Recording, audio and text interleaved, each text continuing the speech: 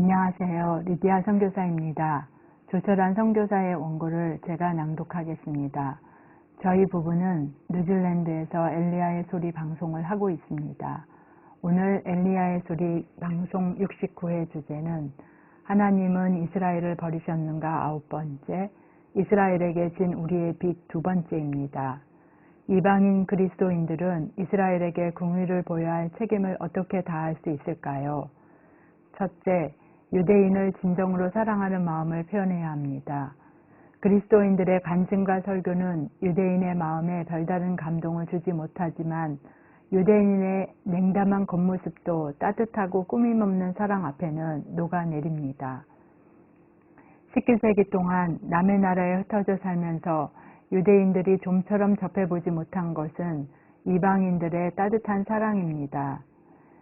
제가 2011년 10월에 예루살렘을 방문했을 때 프렌치 힐에서 자파 게이트로 전철을 타고 가는데 내 옆에 서 있던 검은 모자를 쓰고 검정 외투를 입은 60쯤 되어 보이는 유대인이 내게 어디서 왔는지 말을 걸었습니다.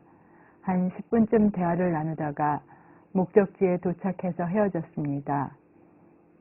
그때 현지에서 나를 안내하던 자매가 말하기를 자기가 몇 년간 예루살렘에 사는 동안 정통 유대인이 이방인에게 말을 거는 것을 한 번도 보지 못했다고 했습니다.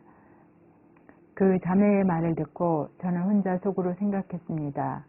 그 정통 유대교인은 왜 내게 말을 걸었을까? 내가 유대인의 적이 아니라 친구로 예루살렘을 방문하고 있다는 것을 느꼈기 때문인가?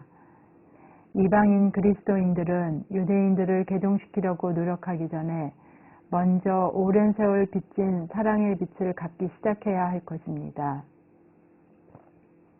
둘째, 로마서 11장 11절에서 바울은 저희의 넘어짐으로 구원이 이방인에게 이르러 이스라엘로 시기나게 함이니라고 말씀합니다.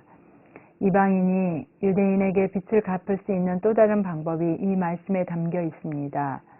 우리가 그리스도 안에서 하나님의 넘치는 복을 누리는 모습을 보여줌으로써 유대인들이 시기하며 이방인 그리스도인들이 누리는 복을 원하게 만드는 것입니다. 우리는 영적, 신체적, 재정적 영역 등 삶의 모든 영역에서 복을 누리는 모습을 유대인들에게 보여주어야 합니다. 이러한 복을 누리는 모습은 무엇보다도 우리가 믿는 자로서 다른 그리스도인과 함께 성령 안에서 의와 평강과 희락을 누리는 삶으로 표현되어야 합니다. 그러나 슬프게도 유대인들이 그동안 그리스도인들에게서 시기할 만한 것을 별로 보지 못했습니다. 유대인들이 목격한 것은 기독교의 이름으로 수많은 교파가 서로 비판하고 서로 죽이는 장면이었습니다. 그리스도인과 유대인이 똑같이 거룩한 도성으로 생각하는 예루살렘보다 기독교인들의 불화가 더 노골적으로 드러나는 곳이 없습니다. 각기 다른 교파를 대표하는 사람들이 기독교의 성지에서 자기들의 정통성을 증명하고 자기들의 성소와 특권을 지킨다는 명분으로 서로 싸우며 피를 흘린 일이 잦았습니다. 이스라엘이 건국된 후 어떤 기독교 단체의 선교사들이 이스라엘 종교 담당 장관에게 다른 기독교 단체 대표들에 관하여 불평하며 그들을 추방하라고 건의한 일이 있었습니다. 유대인들은 그리스도인들의 그런 행위를 보면서 마음속으로 비웃지 않을까요? 셋째, 성경은 우리에게 이스라엘을 위하여 기도하라고 권면합니다. 예루살렘을 위하여 평안을 구하라. 예루살렘을 사랑하는 자는 형통하리로다. 시편 122편 6절 말씀입니다. 예루살렘을 위하여 기도하라면 먼저 이스라엘을 향한 하나님의 마음을 이해해야 합니다. 그런 다음 하나님의 뜻이 하늘에서와 같이 땅에서도 이루어지도록 지속적으로 기도해야 할 것입니다. 성경을 공부해보면 궁극적으로 의와 평강이 예루살렘으로부터 지상의 모든 나라로 흘러가도록 예정되어 있다는 것을 발견하게 됩니다. 열방의 안녕이 예루살렘의 평안에 달려있는 것입니다. 다니엘이 하나님의 뜻에 부응하는 이러한 기도에 성경적 패턴을 제공합니다. 다니엘은 예루살렘을 향해 창을 열어놓고 하루 3번 무릎을 꿇고 기도했습니다. 사단의 왕국을 위협하는 다니엘의 기도에 불안해진 마귀는 악한 자들의 시기심을 이용하여 바사 제국의 법을 바꾸었습니다. 그렇지만 다니엘에게는 예루살렘을 위해 기도하는 것이 목숨보다 소중한 일이라고 기도를 중단하기보다 사자굴에 던져지는 길을 택했습니다. 결국 다니엘의 믿음과 용기가 사단의 저항을 물리쳤고 그는 사자굴에서 몸이 조금도 상하지 아니하고 살아나왔습니다.